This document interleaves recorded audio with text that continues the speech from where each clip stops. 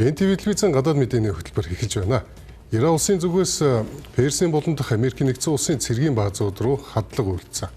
Үүнтэй холбоотойгоор Америкийн нэгдсэн улсын ерөнхийлөгч Дональд Трамп 6 дугаар сарын 17-нд Иран болон Америкийн нэгдсэн улсын хооронд байгуулсан гал зогсоох санамж бичиг хүчингүй болсныг зарлалаа. Энэхүү хурцтмал байдал нь уржигдэр Хормузын хоолойд газрын тус тээвэрлэгч 3 үлэг онгоц руу Ираны зүгээс халдсантай холбоотойгоор эхэлсэн. Халдлагын хариу бодгож Америкийн нэгдсэн улс Ираны өмнөд хэсэгт агаарын цогцолт өгсөн. Америкийн нэгдсэн улсын төв командл буюу Сенткомын мэдээснээр гал зогсоох гэрээг зөрчсөн Ираны 60 гаруй жижиг завь болон агаарын довтлооноос хамгаалах системүүдийг онилон устгасан байна. Улмаар мөргөдөөн даймжирч Ираны хувьсгалт гвард, Бахрейн болон Кувейт Америкийн нэгдсэн улсын цэргийн байгууламжууд руу ийхүү хариу цогцолт өгсөн байна. Трамп үүнтэй холбоотойгоор Ираны удирдагчдыг өвчтөн хүмүүс тэдэнтэй харилцах нь цагийн гарц юмаа гэж мэдгдсэн байна.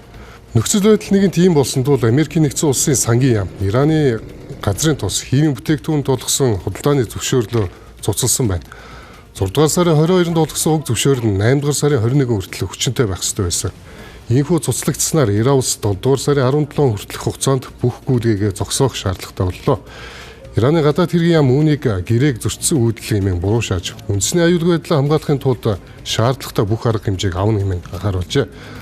Ойрхон орнд дахь энэхүү гинтийн хурцтмал байдал нь дэлхийн эдийн засагт шууд нөлөөлж, Брент маркийн газрын тусны үн 5% өсөж 78 Америк долларт хүрлээ.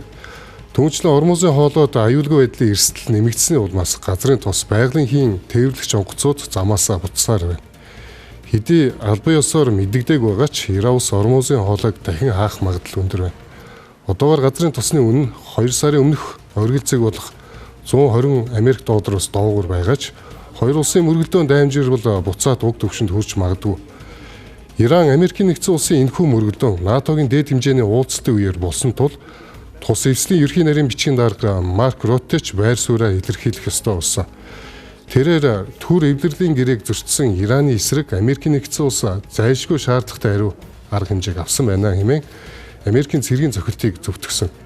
Харин Ираны дэглэмийг төлөөлж Америкийн нэгдсэн улстай хилцээ хийж буй гол хүн тус улсын парламентын дарга Мохаммед Галибаф Америкийн нэгдсэн улсыг түрэмгийлсэн шантажлсан үйлдэл хийлээ хэмээн буруутгаж бид бууж өгөхгүй хэмээн мэдгдсэн байна. Европын холбооч байр сууриа илэрхийлсэн.